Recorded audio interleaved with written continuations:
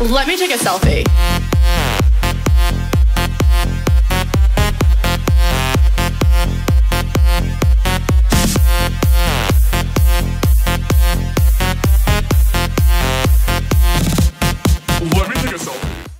Lad os komme i gang. Det første jeg gør er at fjerne mit hår fra mit ansigt, og jeg har allerede lagt foundation, concealer og øjenbryn. Og så går jeg videre med øjnene, hvor jeg tager en lys, varm, mat farve fra min Morphe 35O palette og lægger den i min globelinje for ligesom at få en rigtig blød overgang til den øjenskygge, jeg kommer til at lægge nu. Som er sådan også en varm brun farve, fordi at det ser jeg nemlig rigtig tit Kylie bruge. Sådan matte øjne meget. Og ja, rigtig smoky og super flot. Så den lægger jeg også blødt over hele mit øjenlåg og sørger for at tone det rigtig godt ud, så det er rigtig smoky og blødt. En anden ting, som jeg også ser, at hun tit gør, er at, eller ikke gør, men har, er en meget sådan blød winged eyeliner. Så derfor så bruger jeg nemlig en mørkbrun øjenskygge fra den samme Morphe palette og toner den rigtig godt ud, bare så vi får en lille cat eye effekt til øjet, men uden at det er noget sådan specielt, fordi at det føler jeg, hun er på i sådan rigtig mange billeder. Og så ser øjenskyggen egentlig sådan ud, og det kommer til at se bedre ud, når jeg lige får lagt noget concealer under øjnene, som jeg gør nu. Og det skal selvfølgelig lægges i en trekant under øjnene, ligesom de altid gør Kardashians, for at lysne op. Og så bruger jeg den også til at køre tæt op af min øjenskygge, for at få en lidt skarpere kant, men uden at den bliver for skarp selvfølgelig. Og ja, ellers så sætter jeg det bare med en puder, og jeg baker ikke som sådan, jeg lægger bare lige lidt ekstra puder, men det tager jeg væk stort set med det samme igen. Men ja, det er egentlig bare for at sætte det. Jeg tager også den samme puder på en lidt mere stor fluffy børste og sætter resten af mit ansigt for, at det, jeg kommer til at lægge ovenpå, kommer til at tone rigtig fint ud. Og så går jeg lige tilbage til øjnene igen, hvor at jeg tager den samme øjenskygge, jeg brugte på hele mit øjenlåg på en lille fluffy børste og lægger den under hele mit øje, for at gøre øjet mere sådan smoky, og det toner jeg også rigtig meget ud, så det igen bliver rigtig smoky og sådan super fint. Som I kan se på billedet her, som jeg har brugt ret meget, ikke præcist, men ret meget, så ligner det, at hun ikke har sådan vildt meget glimmer og virkelig lyst inde i det inderste øje, så jeg tager bare en sådan lidt lysere mat hudfarve og lægger derinde. Og det lignede også, at hun havde tightlinet sit øje, hvilket er det, jeg gør nu, men det lignede ikke, at det var med sort. Så derfor så bruger jeg en mørkebrun eyeliner i stedet for en sort, fordi det giver stadig definition til øjet, men det er ikke lige så mørkt og markant som sort. Og så bruger jeg de her øjenvipper fra Ardell, fordi at jeg ikke har lige så flotte øjenvipper som Kylie.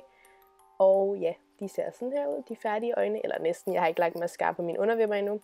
Men så går jeg videre til mit ansigt, og jeg bruger min chocolate bronzer fra Bourjois til at give mit ansigt noget varme og sådan definere det lidt mere, så vi kan se lidt mere bronzed ud, ligesom Kylie, fordi at jeg er en del blegere end hende.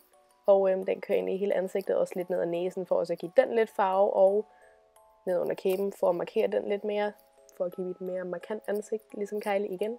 Og så tager jeg min NYX Contour Kit og bruger de to farver her, og jeg tager først den kølige brune farve for at konturere mine kindben. Igen, for at få det til at se lidt mere Kardashian-agtigt ud, og fordi det er Halloween, så kan du godt gå lidt mere all out. Og for at gøre min contour endnu mere skarp, så tager jeg den lyse farve og lægger lige nedenunder. Fordi at, vi prøver at ligne Kardashians, og det føler jeg, at det er sådan, at de ser ud.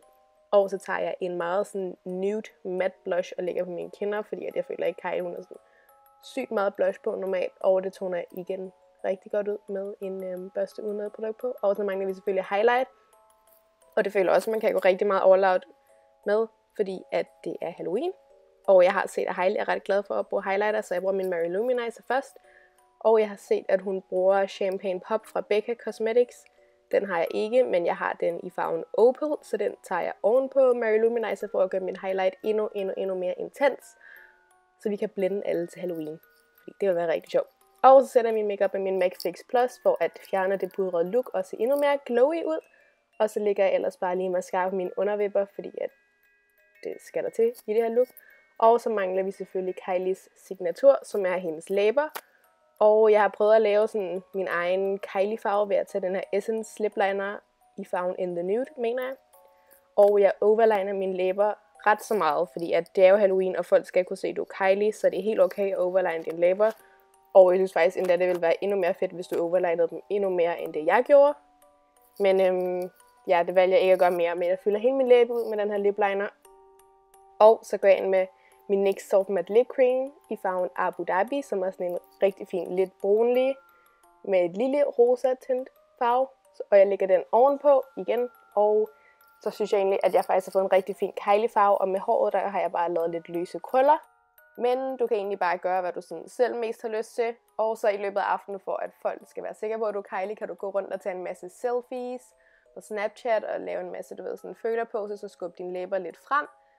Og ja, det var egentlig det her look. Og hvis du kan lide videoen, må du rigtig gerne give det et thumbs up og abonnere på min kanal. Og hvis du har nogle Halloween-forslag, du gerne vil se, så må du også gerne skrive dem nedenunder. Og så ses vi i min næste video. Hej!